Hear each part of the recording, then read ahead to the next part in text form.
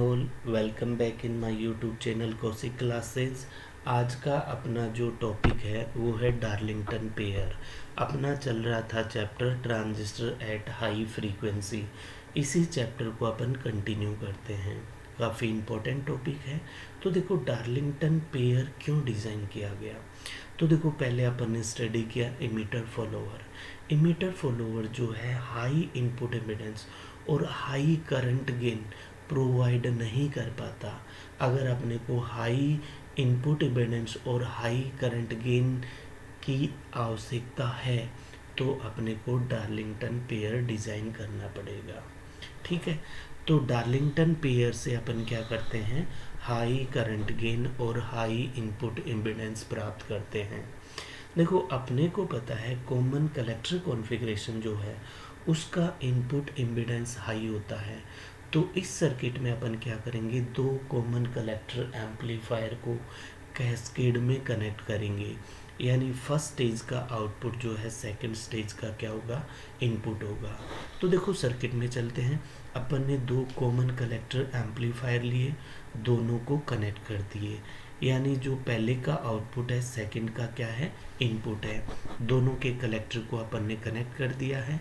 R1 R2 जो है ये बाइसिंग रेजिस्टेंस है, तो VCC R1 R2 मिलके ट्रांजिस्टर को बाइसिंग प्रोवाइड करवाते हैं। ठीक है, यहाँ पे अपन ने इनपुट दिया है, इमीटर के अक्रॉस में अपन आउटपुट ले रहे हैं। IC1 जो है ट्रांजिस्टर Q1 की कलेक्टर करंट है। IC2 जो है ट्रांजिस्टर Q2 की कलेक्टर करंट है। IB1 Q1 की बेस करंट, IB2 जो है Q2 की बेस करंट, IE2 जो है Q2 की इमीटर करंट है। ठीक है, और बीटा 1 और बीटा 2 इनका जो है इंडिविजुअल गेन है। ठीक है, दोनों ट्रांजिस्टर अगर आइडेंटिकल हैं तो बीटा 1 इक्वल्स टू क्या होगा, बीटा 2 होगा। तो देखो यहाँ सर्किट में अपने को नज़र आ रहा है IE1 ही IB2 है, यानी Q1 की इमीटर करंट जो है वो Q2 की बेस करंट है। ठीक है, तो देखो हाई करंट गेन का अपन डेरिवेशन करते हैं, कैसे फाइंड आउट करेंगे। तो करंट गेन क्या होता है, करंट गेन होता है the ratio of output current to input current. तो सर्किट में देखो आउटपुट करंट क्या है, IE2, इनपुट करंट क्या है, IB1। यानी इस कंप्लीट सर्किट का करंट गेन हो गया IE2 अपॉन IB1। ठीक है, अब देखो अपन ने ट्रांजिस्टर स्टडी किया था, उसमें देखा था कि इमीटर करंट इक्वल्स टू होती है base current plus collector current. Base current काफ़ी स्मॉल होती है, उसको नेगलेक्ट कर देते हैं, यानी emitter current approximately equals to collector current होती है।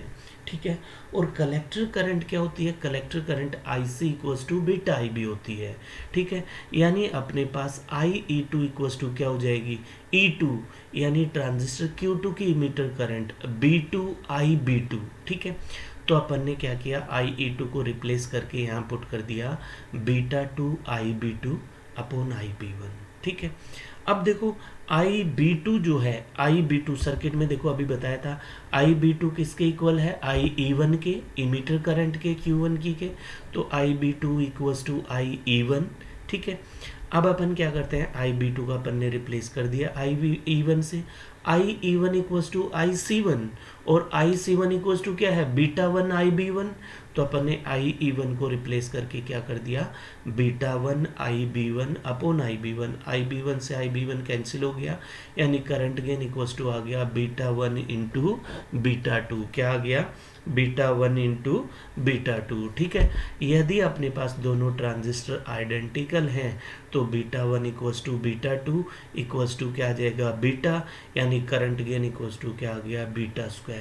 यानी डार्लिंगटन पेयर का करंट गेन हाई होता है। ठीक है, इसका इनपुट इम्पीडेंस भी हाई होता है। ये कितना होता है, ये होता है beta 1 into beta 2 into RE। यदि बीटा 1 इक्वल्स टू बीटा 2 है यानी बीटा स्क्वायर RE, तो इसका इनपुट इम्पीडेंस जो है बीटा स्क्वायर RE।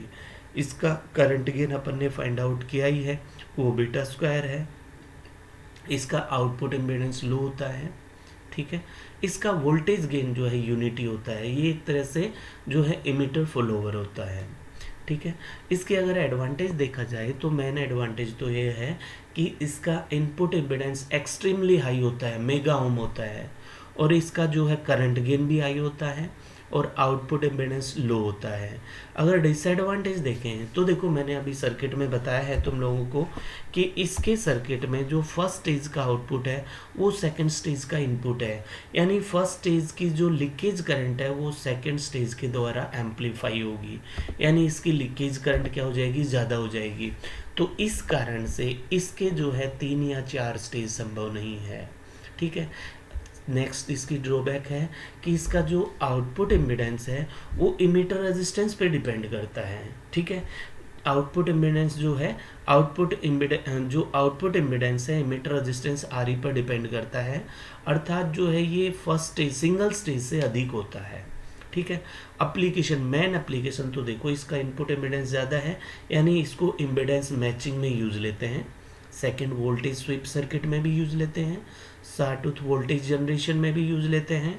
इंटीग्रेटर और समिंग एम्पलीफायर में भी यूज़ लेते हैं। ठीक है। तो ये क्या आ गया, ये अपना जो है डार्लिंगटन पेयर हो गया।